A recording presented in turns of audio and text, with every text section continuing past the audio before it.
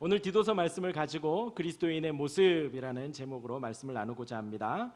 우리가 알듯이 디도서는 이 앞에 나와 있는 디모데 전후서와 함께 목회 서신이라고 불리웁니다. 이 세 번째 편지는 모두 교회에서 양을 치는 것, 목양에 관해서 다루었다 하여서 목회 서신이라고 불리웁니다. 디도서의 배경을 우리가 지금 1절부터 9절까지 읽었는데, 배경을 잠깐 말씀드리면 바울이 디도와 함께 그레데 섬에서 전도한 적이 있었습니다. 그런데 그때 바울과 디도가 전한 복음을 듣고 신자가 된 사람들이 많이 있었습니다. 또 성도들의 모임도 생기게 되었습니다. 그러나 이제 바울은 바쁜 일정 속에서 그레데 섬을 떠날 수밖에 없었습니다. 그래서 이제 바울이 떠나게 되면서 디도를 남겨두고 교회에 책임을 맡게 했습니다. 그래서 당시 그레데에 있는 이 교회는 행정적으로 조직화되어가는 과정 속에서 많이 부족한 부분들이 있었습니다. 그리고 교리적으로도 강한 이단들이 가르침이 성행했기 때문에 이러한 상황 속에서 이제 바울이 디도에게 목회 사역에 여러 지침을 주게 됩니다. 그 중에서 오늘 읽은 부분은 디도서의 서론 부분 1절부터 4절까지 문안 인사가 나오게 되고, 오늘 읽은 5절부터 9절까지 장로의 임명 조건을 말하고 있습니다. 오늘이 어디가 주간이라고요? 예, 오늘 장로님들 주간이고요. 또 참 감사한지 어쩐지 다음 주 주일 7월 1일에 우리 또 권산 이권사회 헌신 예배를 드리는데, 그때 제가 또 설교를 하거든요. 그래서 요모조모해서 오늘 한번 얼마 전에 우리 또 임직 예배를 은혜롭게 드렸고 해서 오늘 말씀을 보면서 장로님들 뿐만이 아니라 우리 교회에 몸담고 또 우리 함께 교회를 세워가는 우리 모든 성도들이 생각해야 될 부분들이 오늘 말씀인 것 같아서 이제 그리스도인의 모습이라는 제목으로 말씀을 한번 나눠보도록 하겠습니다. 오늘 이제 1절부터 9절까지 읽었는데요. 이 부분을 우리 두 가지로 나누어서 생각해 볼 수가 있습니다. 먼저 첫 번째는 오늘 본문의 주된 문맥이 믿분 말씀의 가르침이라는 이 명제로 문맥이 쭉 이어집니다. 서론에서 바울의 사도된 자격에 대해서 설명을 하고 있습니다. 바울이 사도가 된 것은 유독 여기에서만, 다른 이제 서신서에서는 그리스도의 종, 예수 그리스도의 종이라고 나오지만 하나님의 택하신, 그러니까 1장 1절에 하나님의 종이요라고 좀 이렇게 독특하게 나오거든요. 그렇게 된 이유를 설명을 하면서 하나님의 종이 되고 그리스도의 사도가 된 그 경위가 뭐냐? 하나님의 택하신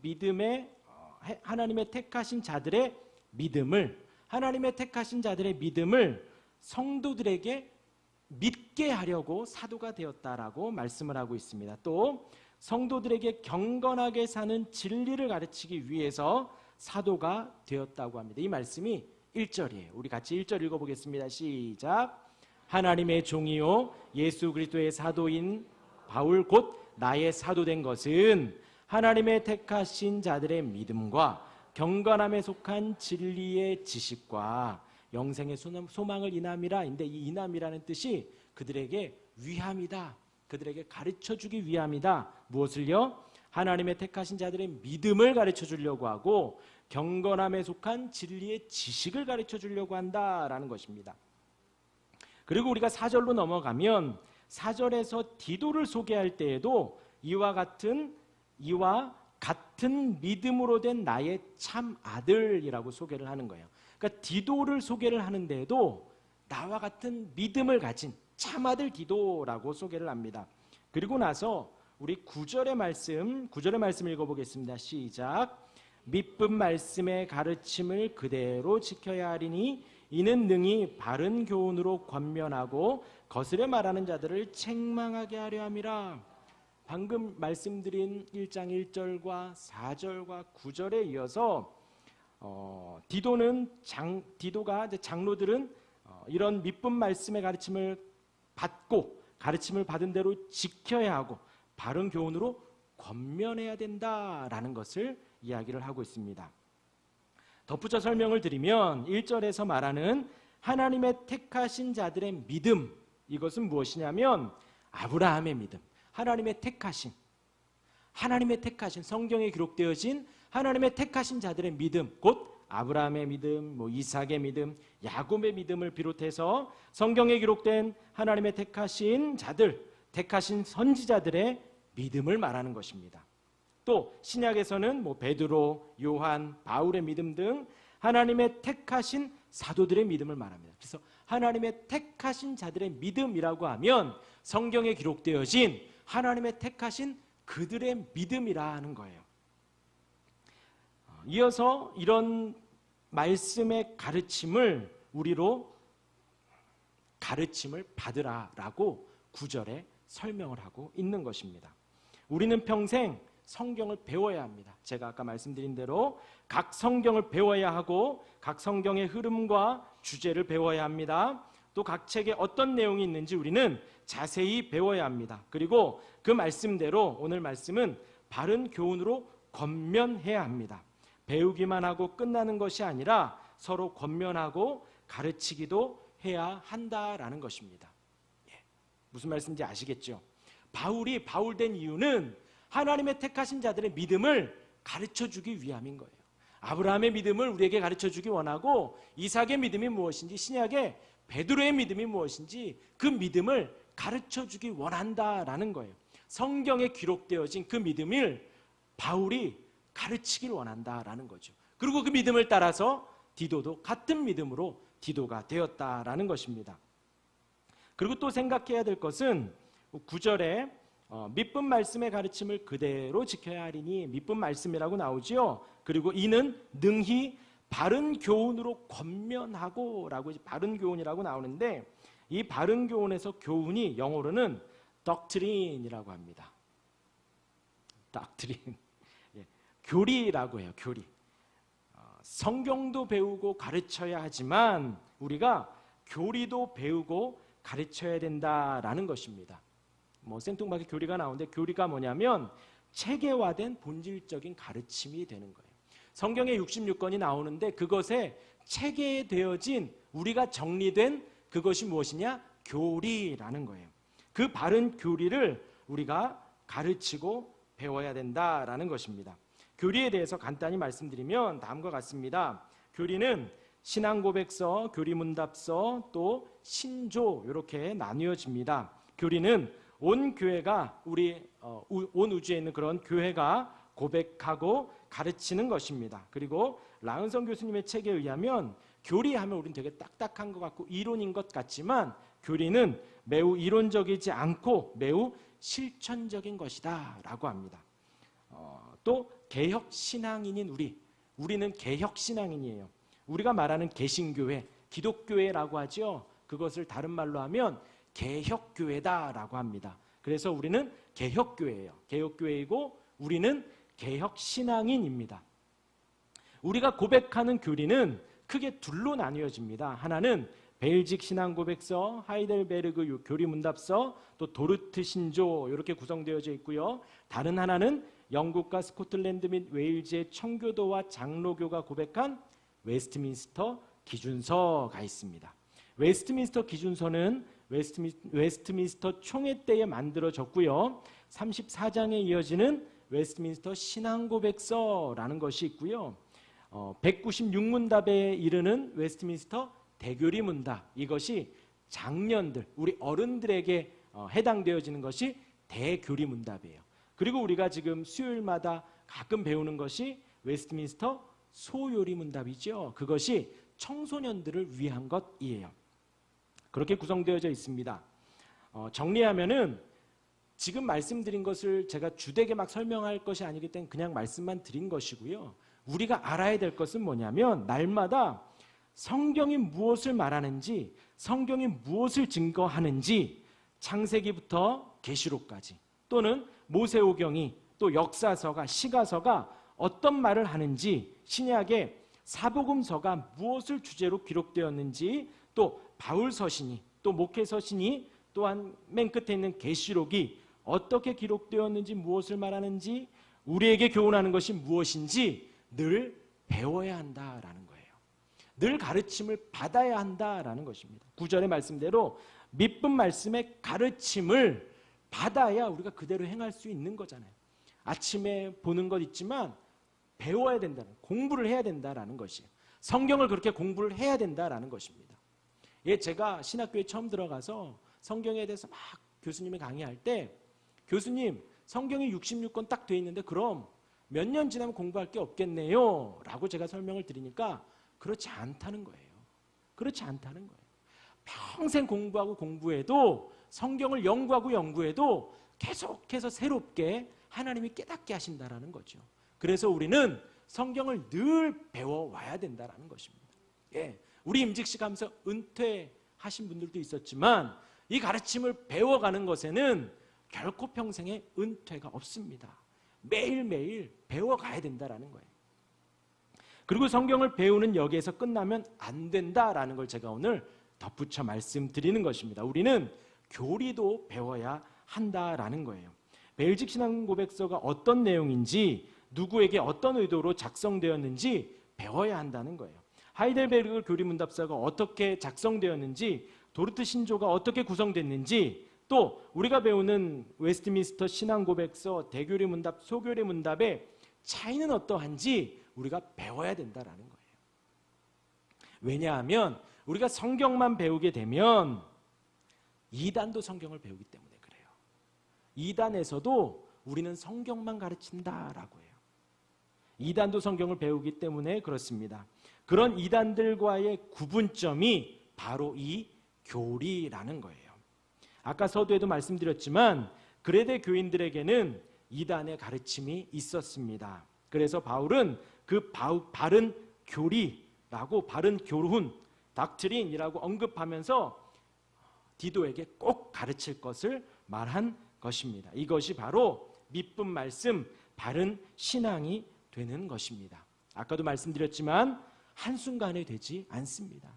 저희 목회자들이 학부 4학년 배우고 3년 또 MDB 배우고 또 신학 석사 박사를 하고 유학을 갔다 오더라도 저희 목회자들도 평생 배워가야 합니다. 우리 장로님들도 마찬가지로, 또 안수 집사님들도, 권사님들도, 여기 계신 우리 모든 성도님들이 평생에 배워가야 하는 것입니다. 무엇을요? 교리를요. 성경에 덧붙여서 교리도 우리가 배워가야 된다는 거예요. 이것이 우리 장로교회, 우리 개혁교회의 기준이고 표준이고 기본이 되기 때문입니다. 기본이에요, 기본. 이게 막 박사들만 배우는 어떤 그런 되게 고차원의 지식이 아니라 성도가 마땅히 알아야 할 기본적인 내용이다라는 것입니다. 그러기에 우리가 꼭 배워야 합니다. 여기에 있는 우리 교회의 모든 성도님들이 이런 바른 신앙을 가지게 되기를 주님의 이름으로 축원합니다. 그리고 9장의 끝대로 그대로 지켜야 한다라고 말을 하고 있습니다.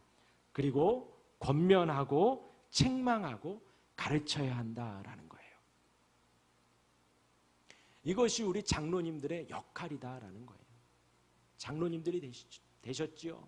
이제 우리 안수 집사님들에게, 서리 집사님들에게, 권사님들에게 지금 제가 말씀드린 성경의 내용들을, 바른 교훈들을, 교리들을 가르칠 수도 있어야 된다라는 거예요. 초기 16세기 종교개혁이 막 일어났을 때에는 이 웨스트민스터 소요리 문답이 작성이 됐을 때에는 집에서 부모가 아이들을 가르쳤대요. 5살짜리 아이들이 이것을 암송할 정도로 신앙의 부모들이 자녀들을 가르쳤다라는 것입니다.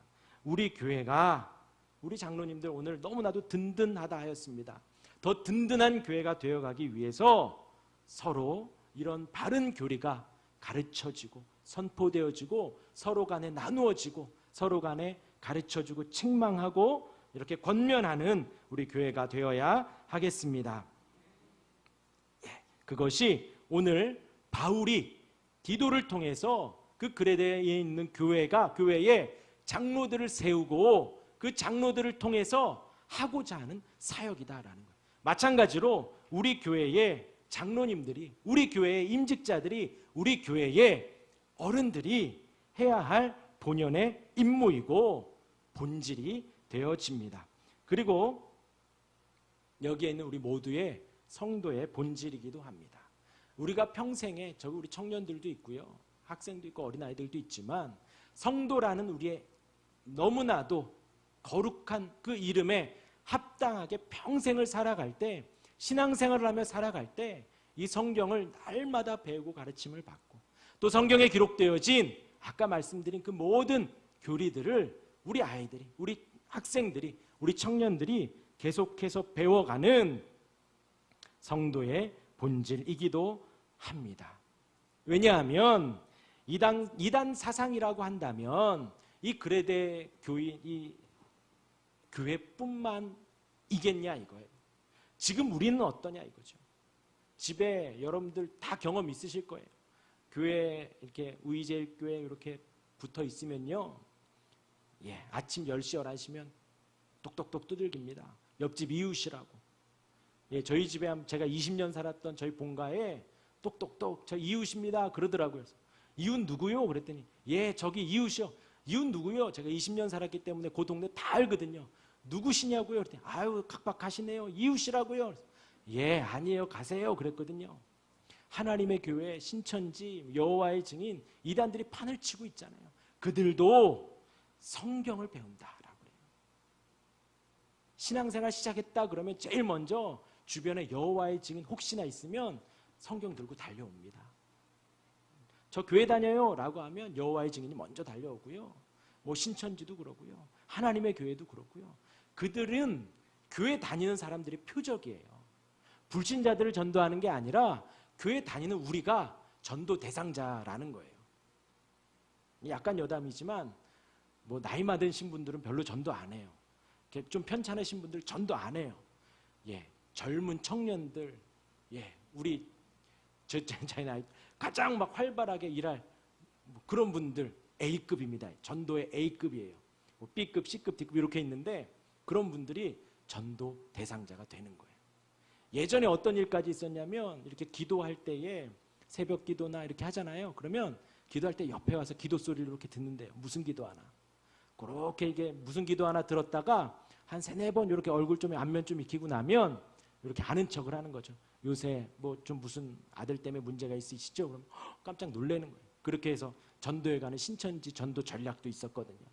그런 이단들과 우리가 구분되는 것이 성경 외에 그러한 교리다라는 것입니다. 그렇게 그러한 바른 교훈으로, 믿음 말씀으로 충만해지는 우리 모두가 되기를 간절히 바랍니다. 그리고 오늘 말씀의 두 번째 우리가 생각해야 될 것은 제가 제목을 그리스도인의 훈련이다라고 이제 붙여놨어요. 이제 두 번째로 우리가 생각해야 될 부분은 그리스도인이 어떤 훈련을 해야 하는가입니다. 바울이 디도를 그레데에 남겨두면서 했던 권면이 이제 5절에 장로를 세우게 하려 함이니 하고 이제 6절부터 시작이 되어집니다. 뭐 속칭 장로의 자격이라고 하는데 우리 모두가 다 해당이 되어지는 거예요. 우리 6절 한번 다 같이 읽어보겠습니다. 시작. 책망할 것이 없고 한 아나의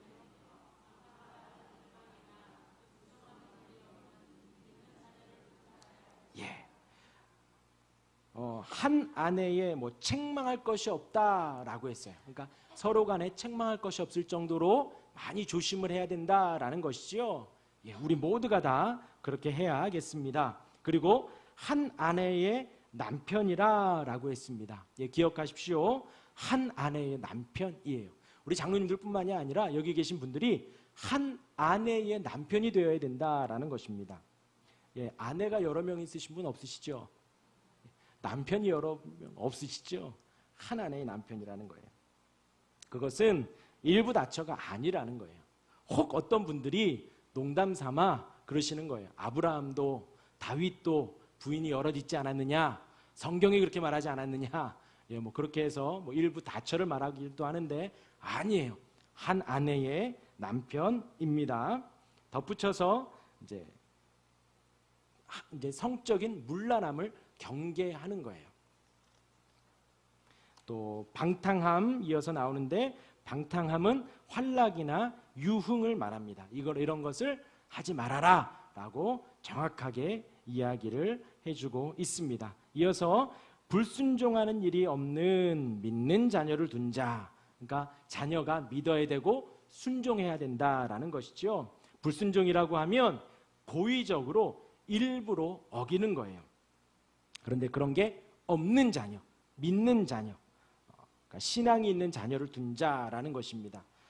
이 말씀은 곧 우리의 신앙이 나만의 신앙으로 끝나는 게 아니라는 거예요. 가족 전체의 신앙이다라는 거죠. 나 혼자 교회 다니고 나 혼자 새벽 예배, 나 혼자 예배하는 것이 아니라 우리 가족 전체의 신앙이다라는 거예요. 신앙이 그러하다라는 것입니다. 그리고 우리 7절 읽겠습니다. 7절 시작. 감독은 하나님의 청지기로서 책망할 것이 없고 제 고집대로 하지 아니하며 급히 분내지 아니하며 술을 즐기지 아니하며 구타하지 아니하며 이제 감독은 하나님의 청지기다 해서 감독은 위에 나와 있는 장로와 같은 의미로 쓰여집니다. 하나님의 청지기다, 지키는 관리하는 사람이다라는 것이지요. 그리고 이어서 제 고집 책망할 것이 없고 또 나오죠. 또 제 고집대로 하지 아니하며 여기서 이제 제 고집을 통순 주석에는 이렇게 기록을 합니다. 자신의 심적 만족을 위하여 타인의 의사를 묵살하지 않는 것. 이것이 뭐라고요? 제 고집대로 하지 않는 것. 그러니까 고집대로 하는 건 뭐예요? 나의 심적 만족을 위해서 타인의 의사를 묵살하는 것. 뭐예요? 내 심적 만족을 위해서. 그러니까 내가 좀 불편하고 마음이 편치 않아도 타인의 의사를 들어주는 거예요. 타인의 의사를 존중해 주는 것입니다. 그것이 제 고집대로 하지 않는 것이라는 거예요. 각자 묵상해 보시기 바랍니다. 내 마음의 편안함을 위해서, 내 심적 안정을 위해서 남의 의사를 묵살한 적은 없는지, 남의 의사를 못 들은 척한 적은 없는지 한번 생각을 해보시기 바랍니다. 그리고 이어서 곧 타인에게 양보해야 하고, 그리고 자신을 과대평가하지 않아야 된다라는 거예요. 내가 커지고 자반심이 높아지면 양보를 못하게 된다라는 거죠. 제 고집대로만 하게 된다라는 거. 그러니까 나를 좀 낮추고, 내가 좀 작아지고, 내 자만심을 좀 죽이고, 그것이 제 고집대로 하지 않게 된다라는 것입니다. 그리고 급히 분내지 아니하며, 이것이 되게 쉽게 막 화를 내고 막 혈기를 부리는 것이에요. 그렇게 하지 말아라라는 것이지요. 그리고 이어서 술을 즐기지 아니하며, 이게 술을 즐긴다라는 의미가 포도주에 빠졌다, 술 취했다라는 의미다라는 것입니다. 그래서 음주는 이제 음주라고 그러죠. 그 음주가 쾌락주의에 빠지게 한대요. 또 경건 생활을 방해한대요. 덕을 세우지 못하게 되고 자기 육체를 상하게 되죠. 방금 말씀드린 대로 술을 즐긴다라는 것이 포도주에 빠졌다라는 의미라고 그랬잖아요. 그렇게 포도주에 빠지게 되면, 술을 즐기게 되면 쾌락에 빠지게 되고 경건 생활에 방해가 되고, 또 다른 사람들로 하여금 실수를 하니까 덕을 세우지 못하게 되고, 또 자기 육체를 상하게 된다라는 거죠. 그렇잖아요.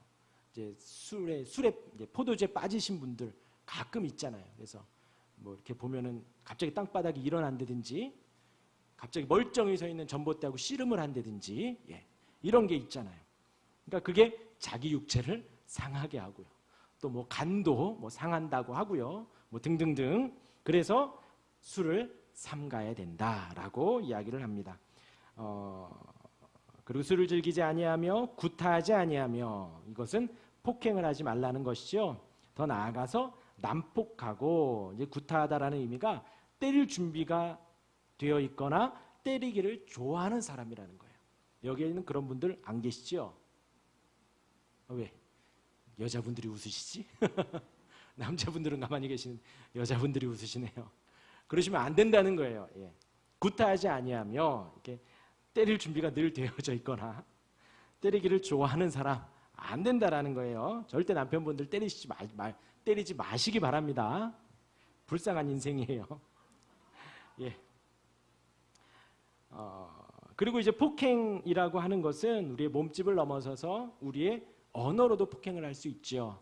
다 경험이 있으실 거예요. 내가 그렇게 언어에 폭행을 당한 분들도 있고 또 이렇게 하는 분들도 있고 하는데 그렇게 하면 안 된다라는 거예요. 여기에서 굳이 구타한다라는 말을 한 것이 당시에는 이제 노예 제도가 있었기 때문에 노예는 사람으로 취급하지 않았잖아요. 그래서 노예를 구타하는 일들이 많았다는 거예요. 그런데 이제 바울이 디도에게 권면할 때에는 그렇게 하지 말라는 거죠. 노예를 이렇게 상품화하지 말고 물건처럼 보지 말고 한 인격으로 봐서 구타하지 말라는 거예요. 그땐 그랬대요. 폭력이 노예에 대한 폭력이 죄가 아니었고 공공연하게 살인도 노예를 이렇게 죽이는 일들도 있었다라는 것입니다. 그때 문화가 그러니까 그렇게 폭력을 구타하지 말라라고 이야기를 합니다. 이어서 더러운 일을 탐하지 아니하고 더러운 이득은 이제 부당한 거래를 말하는 거죠. 부끄러운 거래입니다.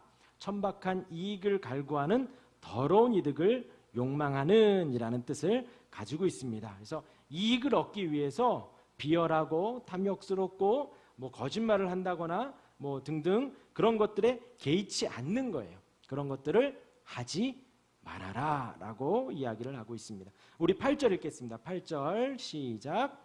오직 나그네를 대접하며 선을 좋아하며 근신하며 의로우며 거룩하며 절제하며. 여기에서의 나그네는 낯선 사람을 말합니다.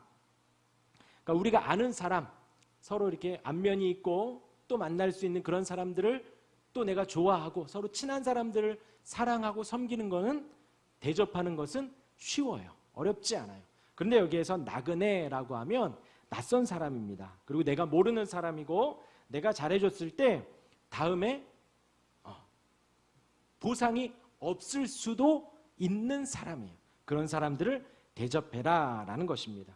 그리고 이때 당시에는 여기에서 이제 나그네라고 하면 이때에는 이렇게 복음 전도자들이 그리스도인들이 이렇게 돌아다니는 그리스도인들이 많았대요. 돌아다니면서 복음 전도하는 사람들이 많았는데 근데 그때에 이제 숙박업소들이 부도덕하기도 하고 또 불결하기도 하고 중요한 건 비쌌다는 거예요. 그래서 이런 복음 전도자들이 그리스도인들이 그런 곳을 이용하지 못했답니다. 그러니까 이 나그네라는 것은 또 다른 의미로는 그렇게 복음을 전하는 돌아다니는 사람들을 잘 영접해서 잘 도와줘라 라는 것이죠. 그런 사람들을 그러니까 지역 교회는 그런 사람들을 잘 대접하기를 지금 바울이 디도에게 권면하고 있습니다. 그리고 선을 좋아하고 그리고 근신하며 근신하다라는 것은 마음이 건전하고 제정신, 온전한 정신이라는 이제 뜻이 있어요. 그러니까 이렇게 막 정신없어 이게 아니라 정신을 바짝 차리고 있는 것, 이게 근신하다라는 의미를 가지고 있고요. 또 의롭고 하나님의 법에 어그러짐이 없이 법대로 사는 것, 하나님의 법에 어그러짐이 없는 것, 그것을 의롭다라고 표현을 하고 있습니다. 그리고 거룩하며, 거룩한 것은 하나님을 기쁘시게 한다라는 의미가 있어요. 거룩하다라는 말이 어려운 말이 아니에요. 구별되었다라는 의미입니다. 하나님 앞에 우리가 이렇게 거룩한 시간들을 드리는 거예요. 거룩한 배움을 우리가 갖는 거예요. 그렇게 구별되어진 것, 그것을 거룩하다라고 합니다. 그렇게 나를 희생해서 하나님께서 기뻐하시는 그런 목적을 이루는 삶이 거룩한 삶이다라는 것입니다. 그리고 이제 절제하며라고 했는데 이 절제라는 말은 아까 말한 근신보다는 더 이제 강한 거예요. 근신은 자기 정신을 차리는 거라고 했죠. 그런데 절제라는 것은 자기 욕망을 통제하는 것을 말하고 있습니다.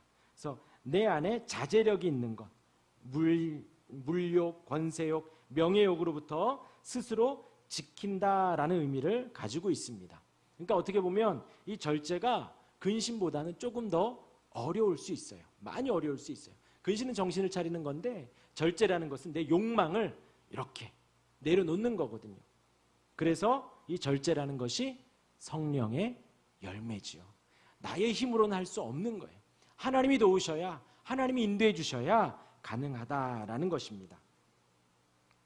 그래서 위의 부분이 이제 디도가 앞으로 장로를 세울 때에 기준이라고 바울이 가르쳐주고 있는 것입니다. 마찬가지로 여기에 있는 우리 모든 성도들 또한 마찬가지다라는 거예요. 방금 말씀드린 이 모든 것들에 있어서 부득불 장로님들만 해당되는 것이 아니라 함께 교회를 세워가는 우리 모두에게도 지금 이 기준이, 이 훈련이 날마다 되어져야 한다라는 것입니다. 할렐루야.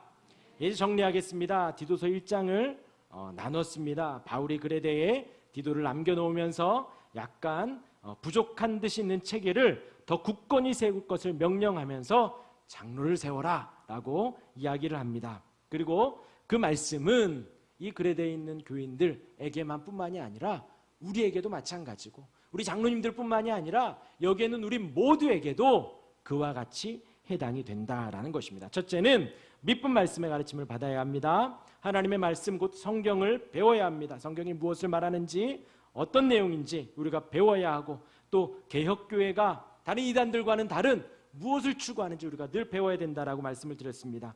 교리를 배워야 된다 그랬어요. 베일직 신앙고백서, 하이델베르그 교리문답서, 도르트 신조, 웨스트민스터 신앙고백서, 대교리문답, 소교리문답 이런 것들이 어떤 내용인지 이런 부분도 우리가 꾸준히 가르침을 받고 배우고 또 가르치고 서로 권면해야 된다라고 말씀을 드렸습니다. 또한 이어서 디도에게 장로의 자격을 언급했는데 우리 모두가 해야 할 훈련이라고 말씀드렸습니다. 고집이 없어야 되고 쉽게 흥분하지 말고 술을 즐기지 않고 폭력적이지 않고 부당한 거래를 싫어하고 나그네를 대접하며 선을 좋아하고 근신하며 정신을 차리고 의로우며 거룩하고 구별되어지고 또 성령의 도움을 받아 절제해야 된다라고 말씀을 드렸습니다.